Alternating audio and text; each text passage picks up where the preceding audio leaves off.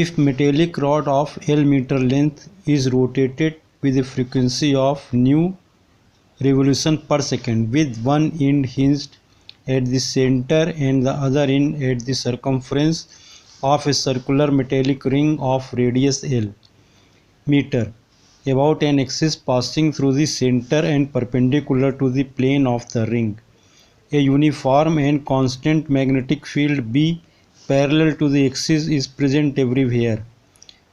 Derive formula for induced EMF between the center and the metallic ring. In this problem, suppose this is a metallic ring and a rod of length L is centered at O. One end of this rod is hinged at the center of the ring O. This rod OA can revolve around this point O on this ring. One end of this rod is kept on this ring. So when this rod rotates, then due to magnetic field lines which this rod is cutting, there will be an induced EMF, and because of that induced EMF along this length OA, there will be an induced EMF between this center O and the ring, circumference of the ring.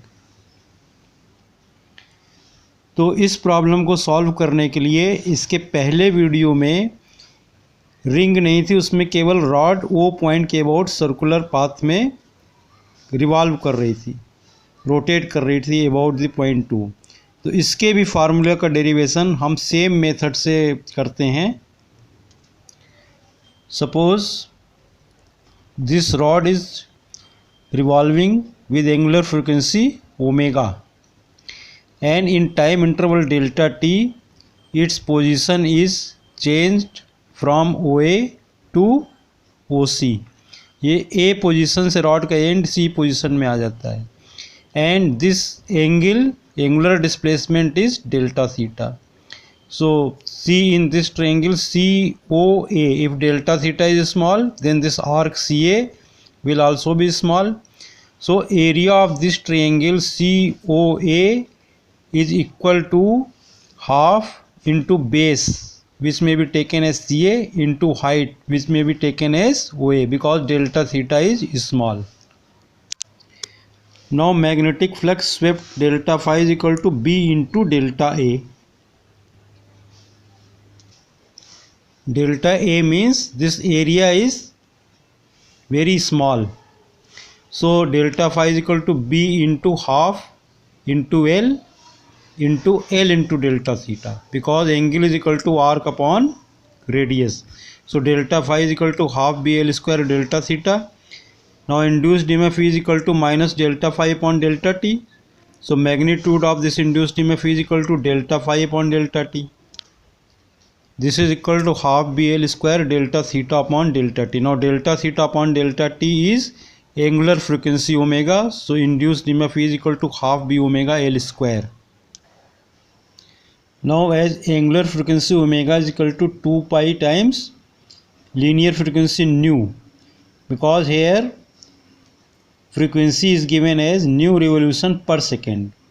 So this is equal to half B 2 pi nu L square. So E is equal to pi nu BL square. Now suppose number of revolution per second are 4. एक second में 4 बार rod ऐसे revolve कर रही है, तो एक second में कितने एंगल से ये रोटेट कर जाएगी.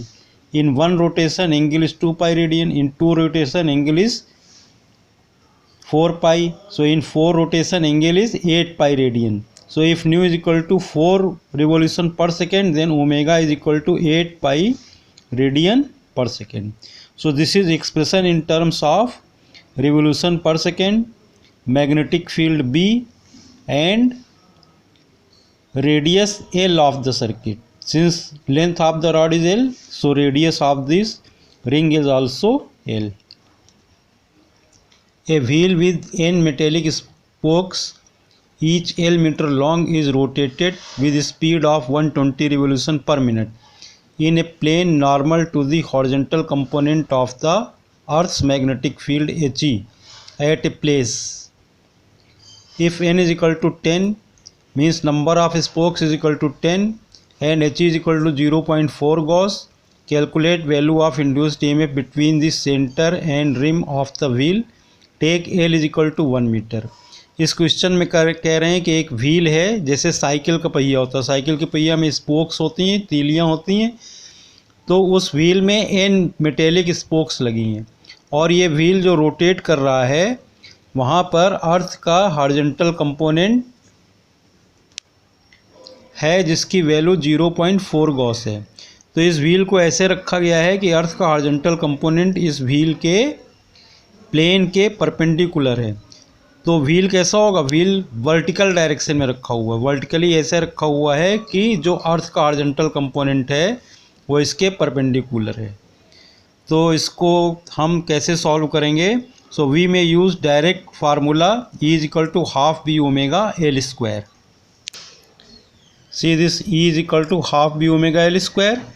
Now as omega is equal to 2 pi nu, where nu is linear frequency, omega is angular frequency, nu means revolution per second. So E is equal to pi nu b L square. Now here magnetic field B is equal to horizontal component of Earth's magnetic field, which is equal to 0.4 Gauss, and 1 Gauss is equal to 10 power minus 4 Tesla, and number of revolution are given in revolution per minute. So we will convert this 1 revolution per minute into revolution per second. So 120 revolution per minute is equal to 120 upon 60 revolution per second. This is equal to 2 revolution per second. So induced EMF is equal to pi nu b L square. Pi is 3.14, nu is 2 revolution per second, and in place of b put this value He, which is equal to 0.4 Gauss. So this is equal to 0.4 into 10 power minus 4 Tesla. L is equal to 1 meter. Solve this. This is equal to 0.2512 millivolt, or this is equal to 0.25 millivolt. Now if we increase number of spokes, see in this diagram, then if B is same, L is same, and omega is also same, then will there be any effect on induced EMF? Answer is no. Induced EMF will be same.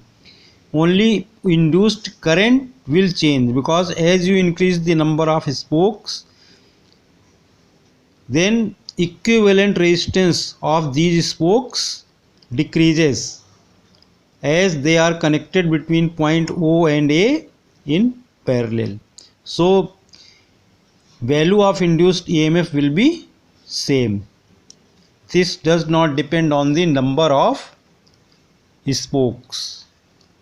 So if we go on increasing these number of spokes, and ultimately suppose we take a disc, then formula for induced EMF between the center and circumference of this disc, when this disc revolves with angular frequency omega and magnetic field is perpendicular to its plane, and this disc is revolving about an axis which passes through its center and is perpendicular to its plane, then formula of induced EMF E will be equal to half b omega L square. Thanks. Have a nice day.